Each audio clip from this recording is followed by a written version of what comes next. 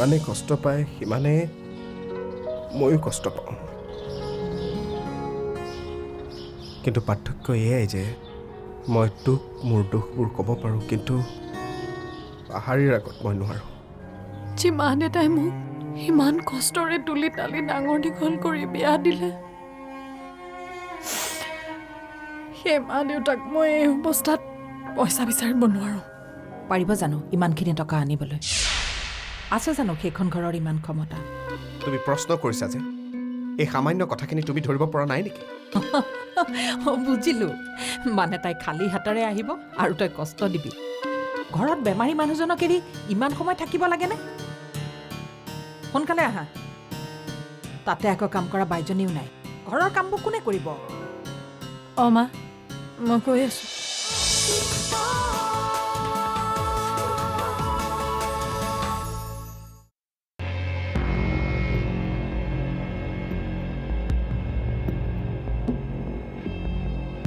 তোৰ চিন্তাধাৰা সলনি কৰিবৰ হ'ল যদি তন্ময় নোৱাৰে কোম্পানী তই চলাব লাগিব শিক্ষা মোলৈ চাহ একাপ বনোৱাচোন মই নোৱাৰোঁ আপুনি বাইদেউকে কওকগে ৰবা তুমি মোৰ কথা অমান্য কৰিব পৰা হ'লা কিয় আপুনিয়েতো কৈছিল বাইদেউ থাকোঁতে মই কিয় কাম কৰিব লাগে পাহাৰী মাকৰ ঘৰলৈ গৈছে সেইবাবে মই তোমাক কৈছিলোঁ আজি আকৌ হঠাৎ মাকৰ ঘৰলৈ গ'ল যে দাদাৰ লগত কিবা কাজিয়া লাগিছে নেকি কাজিয়া লগা নাই এনেই গৈছে অ' তন্ময় অফিচলৈ গ'লনে নাই উধাৰে পৰা তাক দেখাই নাইচোন আপোনাৰ গুণৱান ল'ৰা বন্ধুৰ ঘৰলৈ গৈছে কিয় তাৰ অফিচ নাই নেকি অফিচত জানো টোপনি মাৰিব পাৰে কি কৈ আছা তুমি এইবোৰ আপোনাৰ ল'ৰাই হেনো সদায় সদায় অফিচ যাব নোৱাৰে কষ্ট হয় টোপনি ক্ষতি হয় দেৰিলৈকে শুব নোৱাৰে সেইবাবে বন্ধুৰ ঘৰলৈ গৈ শুই আছে কি হ'ব নহয় এই ল'ৰাটোৰ লগত এনেকৈ থাকিলে একোৱেই নহ'ব কিহৰ ঘৈণীয়েক হৈছে হে সময়মতে যদি তুমি তাক অফিচলৈ পঠিয়াব নোৱাৰা আচ্ছা এতিয়া মানে দুখটো মোৰ গাতে পৰিল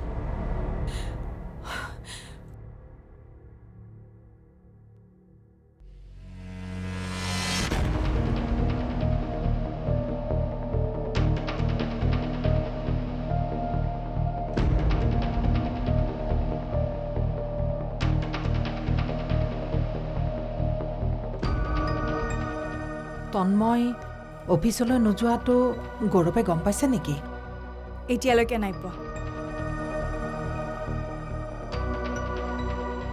কাক ফোন কৰিছে তন্ময় সি য'তেই আছে যেনেকৈ আছে সি তেনেকৈ অফিচলৈ যাব লাগিব ফোন কৰি লাভ নাই আমি ফোন কৰি ডিষ্টাৰ্ব দিম বুলি ফোনটো ঘৰতে থৈ গৈছে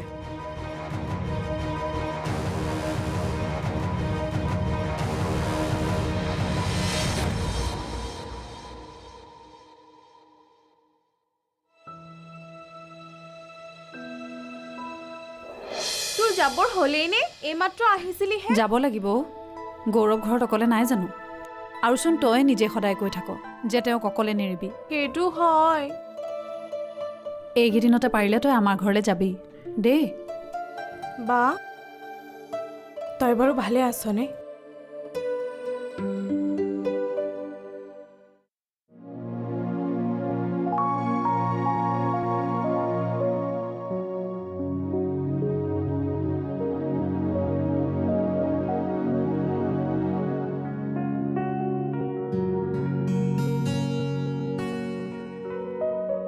কি হ'ল বা মোৰ কিয় এনেকুৱা লাগিছে তই যেন মোৰ পৰা কিবা কথা লুকুৱাইছ হে তেজনী তয়ো যে একেবাৰে মাৰ দৰে হলি বুজিছ একো নহ'লেও হোৱাকে দেখি থাক বা সুধি দিওঁ নেকি মোৰ পৰা পইচা কিয় ল'ব লগা হ'ল নুসুধো সুধিলে দুখো পাব পাৰে ঐ ঝৰ্ণা কি ভাবি আছ নাই একো নাই বেয়া লাগিছে তোক বেছি সময় লগ নাপালো যে সেই আগৰ দিনবোৰে ভাল আছিল বা আমি দুজনী যে কাজিয়া কৰিছিলোঁ আৰু পিছ মুহূৰ্ততে আমি দুজনীয়ে হাঁহিছিলোঁ এৰাও আগৰ দিনবোৰেই ভাল আছিল বিয়াৰ পাছত কিন্তু আমাৰ জীৱনবোৰ একেবাৰে সলনি হৈ যায় থাক।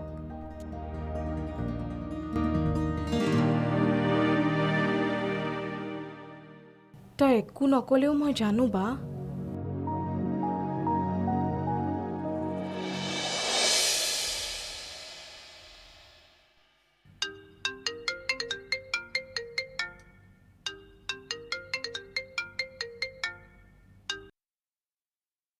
অঁ কওক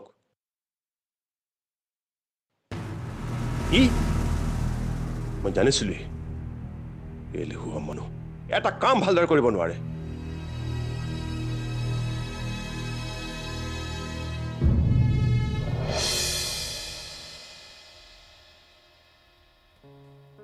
মা মই যাওঁ দিয়া। যা আৰু ঘৰখনৰ লগত ভালদৰে মিলিজুলি থাকিবি।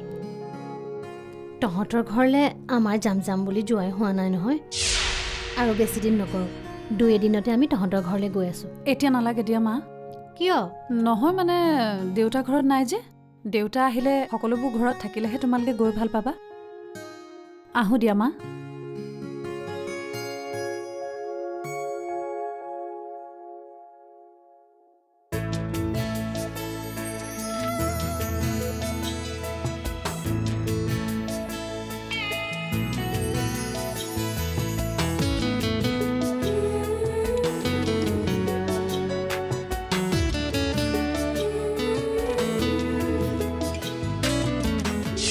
তাৰ আগতে মই মোৰ জীৱনটো খুব ইজিলি লৈছিলোঁ। হাঁহি ধেমালিৰ মাজেৰে পাৰ কৰিছিলোঁ আৰু সেইটোকে জীৱনটো বুলি ভাবিছিলোঁ। কিন্তু এতিয়া সেইটো বুজি পালোঁ জীৱনত পইচাৰ মূল্য কি। তেতিয়াৰ পৰাই মোৰ জীৱনত কেতিয়াও পইচাৰ অভাৱ হ'বলৈ দিয়া নাই। পইচাৰ বাবে আপোনজনক হেৰুৱাৰ ভয়ত কেৱল পইচাৰ পিছতে দৌৰিছোঁ।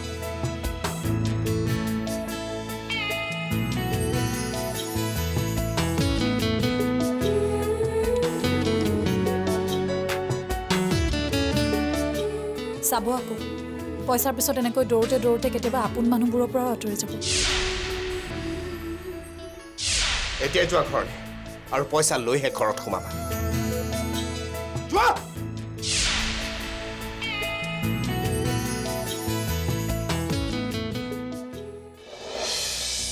বাদ দিয়াহে, মই কাকো খাতিৰ নকৰোঁ। এনেও এতিয়া অফিচৰ বছ মই যি কৰোঁ তাতে মাত দিয়াৰ অধিকাৰ কাৰো নাই, ইভেন তোমাৰো নাই।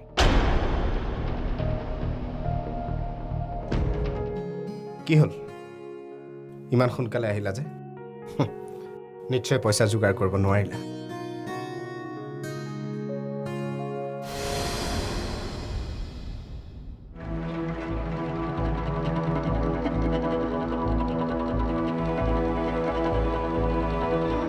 কিন্তু অফিচ মই আছোঁ নহয়, মই চম্ভালিম।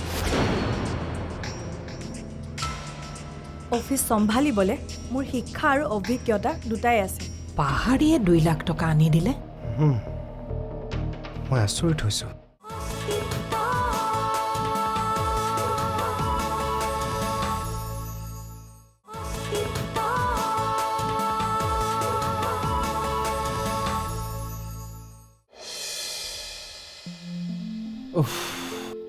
তন্ময়, তই আজি অফিচলৈ নগলি যে? মা, ঘৰ আহি পাইছোঁহে। আৰম্ভ হ'লেই নে তোমালোকৰ? তই কোনো এটা কামেই চিৰিয়াছলি কৰিব নোৱাৰ। এদিন অফিচ নগ'লে কি ইমান ডাঙৰ কথাটো হ'লনো? হয়েই ডাঙৰ কথা। ভাগ্য ভাল এতিয়ালৈকে যে গৌৰৱৰ কাণত পৰা নাই। বাদ দিয়াহে, মই কাকো খাতিৰ নকৰোঁ। এনেও এতিয়া অফিচৰ বছ মই যি কৰোঁ তাতে মাত দিয়াৰ অধিকাৰ কাৰো নাই, ইভেন তোমাৰো নাই।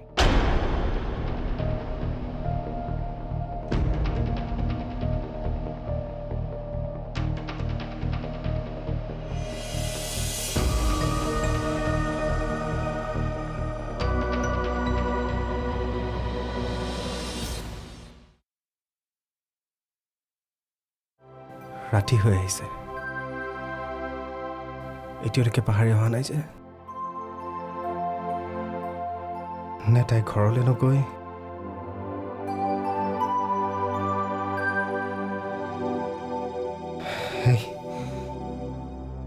কি যে চিন্তাবোৰ মনলৈ আহি আছে।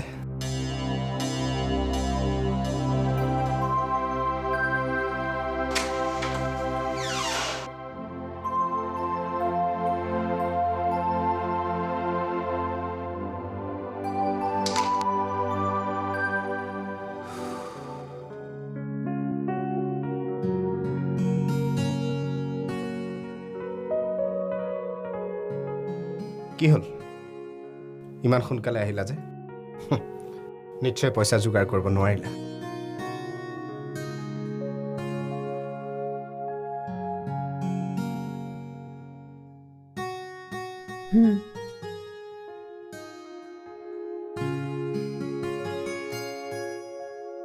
ইয়াতে 2 লাখ টকা আছে।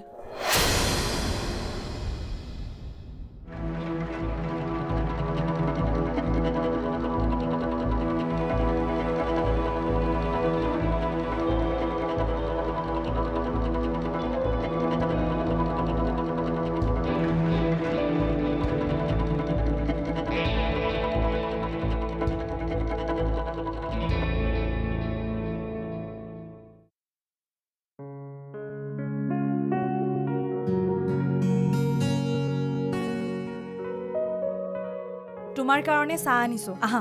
তাতে ধোৱাচোন। আহা আকৌ ঠাণ্ডা হ'ব। উফ ৰাম।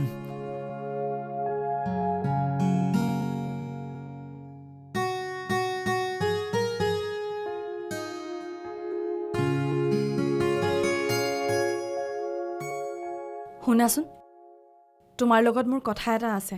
এতিয়া মাৰ দৰে আৰম্ভ নকৰিবা প্লিজ। অহ, শুনিতো লোৱা। কোৱা। তুমি অফিচ যাবলৈ বেয়া পোৱা ন? মোৰ কোনো প্ৰব্লেম নাই। ঘৰৰ মানুহবোৰৰ দৰে যদি ময়ো তোমাক বুজি নাপাওঁ, কিহৰ ঘৈণী হ'লো? সকলো মানুহৰ নিজৰ নিজৰ পচন্দ থাকে। এতিয়া যদি তোমাৰ কামটোত মনে নবহে, কেনেকৈ কাম কৰিবা? তুমি যি ভাল পোৱা তাকে কৰা, মই বাধা নিদিওঁ। কিন্তু অফিচ মই আছো নহয়, মই চম্ভালিম। অফিচ চম্ভালিবলৈ মোৰ শিক্ষা আৰু অভিজ্ঞতা দুটাই আছে। যদি তুমি পাৰ্মিশ্যন দিয়া, কাইলৈৰ পৰা মই অফিচ জইন কৰিব পাৰোঁ। পাহাৰীয়ে 2 লাখ টকা আনি দিলে। মই আচৰিত হৈছোঁ, এটা বেলাতে ইমানবোৰ পইচা ক'ৰ পৰা যোগাৰ কৰিলে? ঘৰৰ মানুহে দিছে জানো? নাই, মই যিমান দূৰ জানো তেওঁলোক কিবাকৈ খাই বৈ চলি থকা মানুহ। হঠাৎ 2 লাখ টকা উলিয়াই দিয়াটো তেওঁলোকৰ বাবে অসম্ভৱ। মোৰ বোধেৰে তাইক ঘৰৰ পৰাই পইচাটো আনিছে, নহ'লে হঠাতে তাইক কোনে সহায় কৰিব? কিয়? সকলোবোৰতো ঠিকেই আছিলে। ডক্টৰে কৈছে সেইবোৰ হেনো। তাৰমানে আৰু খৰচৰ কথা চিন্তা কৰিব নালাগে। আপোনাৰ দায়িত্ব লৈছোঁ যেতিয়া, আপোনাক সম্পূৰ্ণকৈ সুস্থ কৰি তোলাৰ দায়িত্ব মোৰ। পাহৰিছিলোঁ, কাইলৈৰ পৰা কাম কৰিবলৈ ঘৰলৈ বাইদেউ এগৰাকী আহিব। পইচাৰ কথা চিন্তা কৰিব নালাগে, তেখেতৰ পইচা মই দিম। আজিৰ পৰা এই কোম্পানীটোৰ সকলো দায়িত্ব মই তোমাক দিলোঁ, আৰু মোৰ বিশ্বাস তুমি পাৰিবা।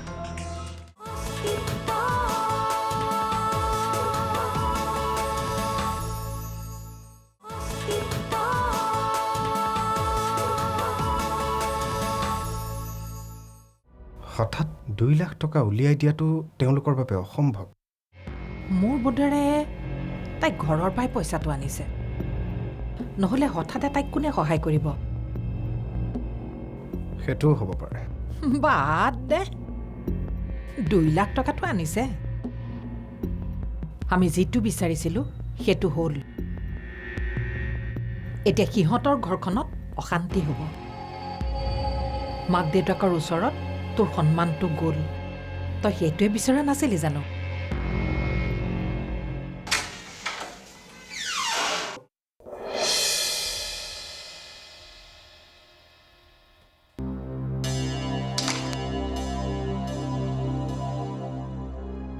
মই ডক্টৰৰ লগত কথা পাতিছোঁ কাইলৈৰ পৰা ট্ৰিটমেণ্টত অলপ পৰিৱৰ্তন হ'ব মানে মেডিচিনবোৰ চেঞ্জ কৰি দিব কিয় সকলোবোৰতো ঠিকেই আছিলে ডক্টৰে কৈছে সেইবোৰ হেনো তাৰমানে আৰু খৰচৰ কথা চিন্তা কৰিব নালাগে আপোনাৰ দায়িত্ব লৈছোঁ যেতিয়া আপোনাক সম্পূৰ্ণকৈ সুস্থ কৰি তোলাৰ দায়িত্ব মোৰ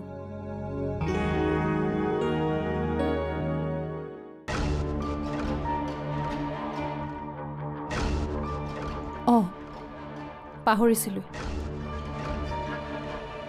কাইলৈৰ পৰা কাম কৰিবলৈ ঘৰলৈ বাইদেউ এগৰাকী আহিব পইচাৰ কথা চিন্তা কৰিব নালাগে তেখেতৰ পইচা মই দিম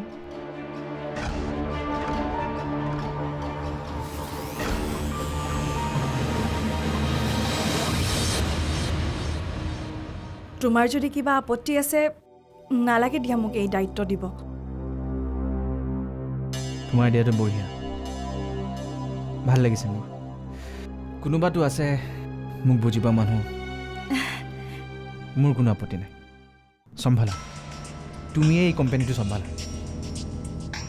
আৰু আজিৰ পৰা এই কোম্পানীটোৰ সকলো দায়িত্ব মই তোমাক দিলোঁ আৰু মোৰ বিশ্বাস তুমি পাৰিবা মই তোমাৰ বাবেহে এইখিনি কাম কৰিম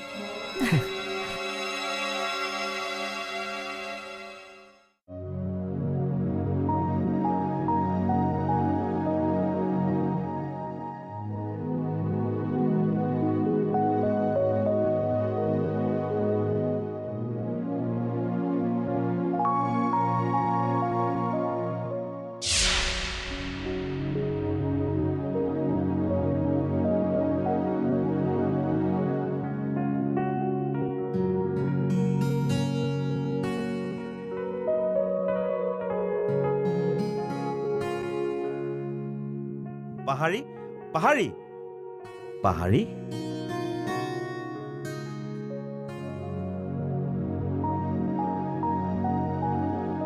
ব'লা মোৰ লগত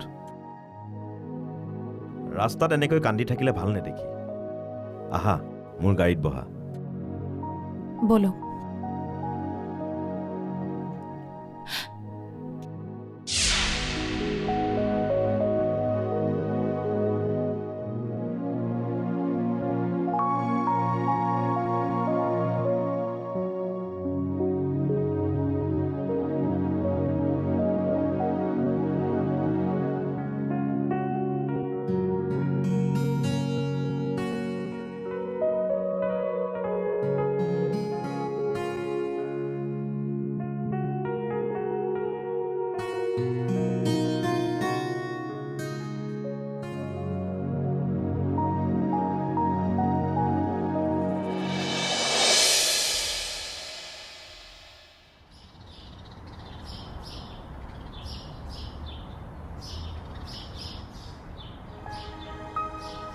পাহাৰী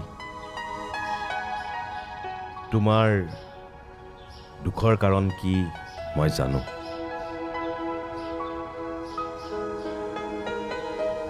এইটো লোৱা ইয়াত 2 লাখ টকা আছে